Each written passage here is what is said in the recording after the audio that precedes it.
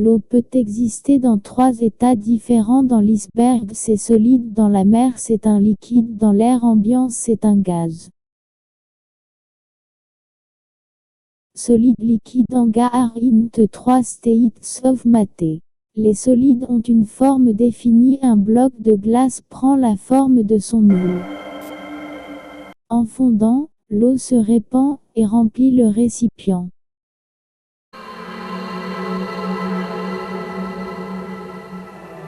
Tous les liquides se comportent ainsi, ils s'écoulent et trouvent leur propre niveau. Les gaz se répandent encore plus en remplissant tout espace disponible. La façon dont les solides, les liquides et les gaz se comportent nous donne des indices sur la façon dont leurs particules sont disposées. Dans les solides, les particules sont dans un cadre fixe, elles sont maintenues proches les unes des autres et vibrent. Dans les liquides, les particules sont toujours en contact, mais cette fois elles sont libres de se déplacer. Les particules d'un gaz sont éloignées les unes des autres, elles se déplacent rapidement et au hasard dans n'importe quelle direction, mais comment savons-nous que les particules d'un gaz se comportent ainsi ? Certaines des preuves proviennent de l'observation de la façon dont la fumée apparaît au microscope. La fumée de la paille est injectée dans un petit récipient.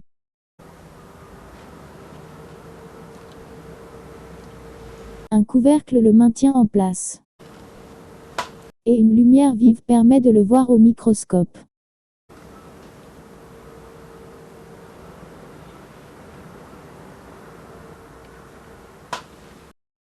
Cela ressemble à de minuscules points de lumière tremblotants. Lorsque la paille brûle, la fumée produite est principalement constituée de morceaux de carbone qui n'ont pas brûlé. Sous un microscope, ils captent la lumière et semblent scintiller, mais pourquoi dansent-ils au hasard ?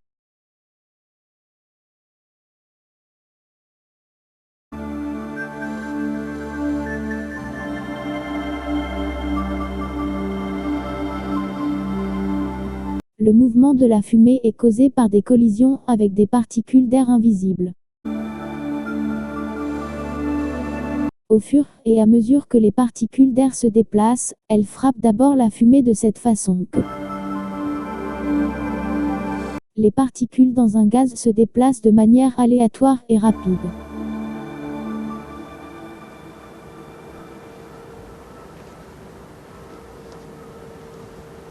Les fleurs produisent du pollen qui est une poussière très fine facilement éliminée par un doigt.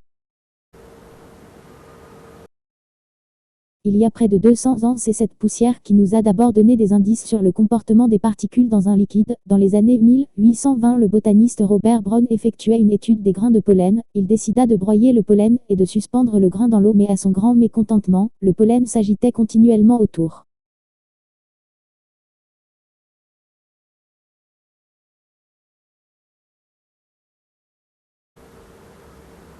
Aujourd'hui, nous pouvons mieux voir cet effet en regardant plutôt de minuscules particules de carbone.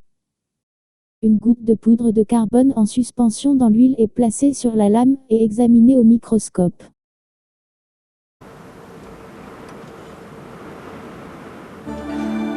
Tout comme la fumée autour de laquelle le carbone danse, Brown ne savait pas pourquoi ce mouvement s'est produit, mais nous pensons maintenant qu'il est causé par le mouvement des particules dans le liquide. Le carbone est poussé par des collisions dans l'huile.